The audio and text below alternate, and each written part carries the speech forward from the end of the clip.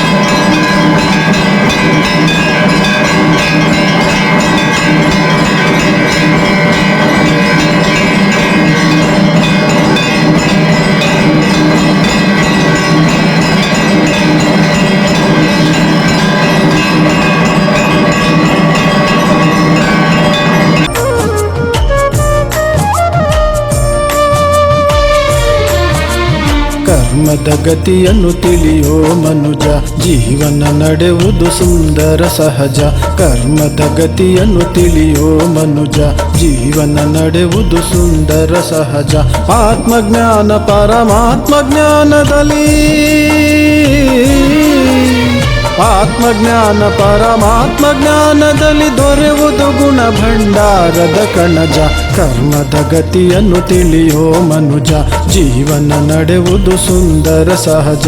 ಕರ್ಮದ ಗತಿಯನ್ನು ತಿಳಿಯೋ ಮನುಜ, ಜೀವನ ನಡೆಯುವುದು ಸುಂದರ ಸಹಜ. ಆತ್ಮಿಕ ಸ್ಥಿತಿಯಲ್ಲಿರುತ್ತಾ ಕರ್ಮವ ಮಾಡುವುದುಚಿತ. ಆತ್ಮಿಕ ಸ್ಥಿತಿಯಲ್ಲಿರುತ್ತಾ ಕರ್ಮವ ಮಾಡುವುದುಚಿತ.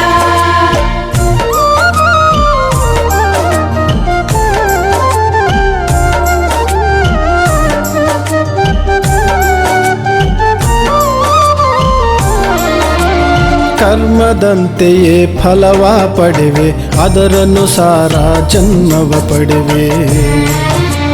ಹೋ ಕರ್ಮದಂತೆಯೇ ಫಲವ ಪಡೆವೆ, ಅದರನುಸಾರ ಜನ್ಮವ ಪಡೆವೆ. ಸುಖ ದುಃಖದ ಈ ನಾಟಕದಾಟಕ್ಕೆ, ಸುಖ ದುಃಖದ ಈ ನಾಟಕದಾಟಕ್ಕೆ ಕರ್ಮ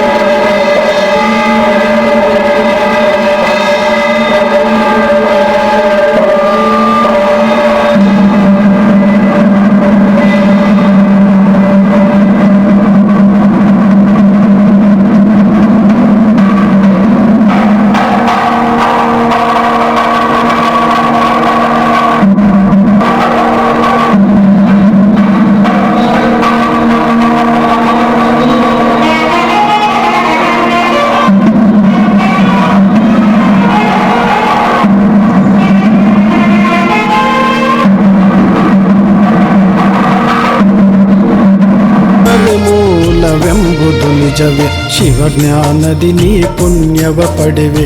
ಕರ್ಮದ ಗತಿಯನ್ನು ತಿಳಿಯೋ ಮನುಜ, ಜೀವನ ನಡೆಯುವುದು ಸುಂದರ ಸಹಜ.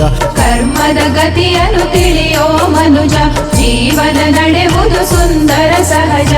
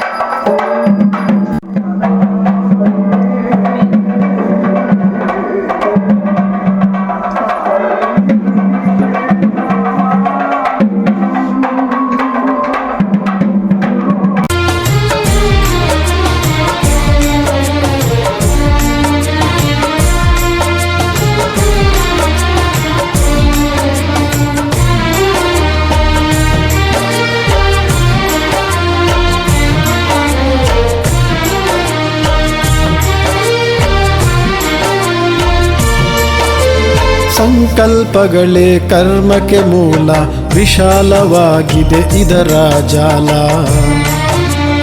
ಓ ಸಂಕಲ್ಪಗಳೇ ಕರ್ಮಕ್ಕೆ ಮೂಲ.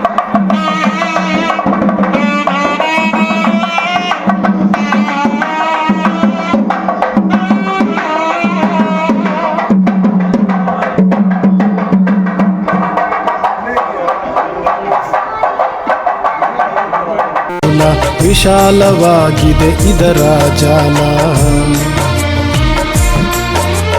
ಮಾಯೆ ಹಾಕುವುದು ನಿತ್ಯವುಗಾಳ,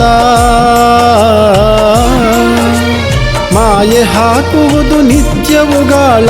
ಕರ್ಮ ಭೋಗವೇ ಶಿಕ್ಷೆಯ ಶೂಲ, ಸುಕರ್ಮಕ್ಕೆ ಶಿವಜ್ಞಾನವೇ ಮೂಲ. ಕರ್ಮದ ಗತಿಯನ್ನು ತಿಳಿಯೋ ಮನುಜ, ಜೀವನ ನಡೆವುದು ಸುಂದರ ಸಹಜ. ಕರ್ಮದ ಗತಿಯನ್ನು ತಿಳಿಯೋ ಮನುಜ, ಜೀವನ ನಡೆವುದು ಸುಂದರ ಸಹಜ. ತಂದೆಯ ನೆನಪಲ್ಲಿರುತ್ತ ಪಾಪವ ಕಳೆವುದು ವಿಹಿತ. ತಂದೆಯ ನೆನಪಲ್ಲಿರುತ್ತ ಪಾಪವ ಕಳೆವುದು ವಿಹಿತ.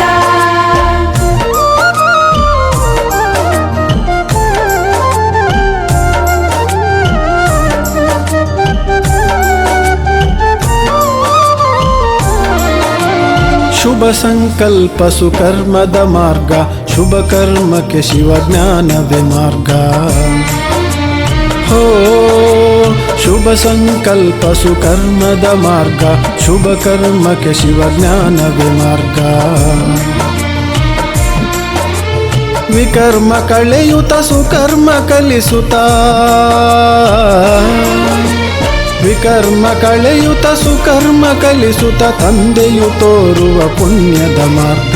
ಶಿವನೊಲವಿನ ಉಡುಗೊರೆಯೇ ಸ್ವರ್ಗ. ಕರ್ಮದ ಗತಿಯನ್ನು ತಿಳಿಯೋ ಮನುಜ, ಜೀವನ ನಡೆವುದು ಸುಂದರ ಸಹಜ. ಆತ್ಮಜ್ಞಾನ ಪರಮಾತ್ಮ ಜ್ಞಾನದಲ್ಲಿ, ಆತ್ಮಜ್ಞಾನ ಪರಮಾತ್ಮ ಜ್ಞಾನದಲ್ಲಿ ದೊರೆಯುವುದು ಗುಣ ಭಂಡಾರದ ಕಣಜ. ಕರ್ಮದ ಗತಿಯನ್ನು ತಿಳಿಯೋ ಮನುಜ, ಜೀವನ ನಡೆಯುವುದು ಸುಂದರ ಸಹಜ. ಕರ್ಮದ ಗತಿಯನ್ನು ತಿಳಿಯೋ ಮನುಜ, ಜೀವನ ನಡೆಯುವುದು ಸುಂದರ ಸಹಜ.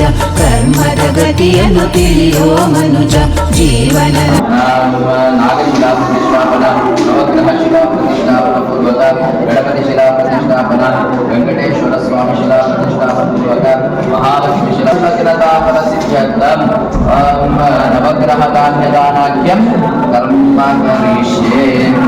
ತದಂಗ ನವಗ್ರಹ ದೇವತಾ ಪ್ರಾರ್ಥನಾಖ್ಯಂ ಕರ್ಮ ಕರಿಷ್ಯೆ.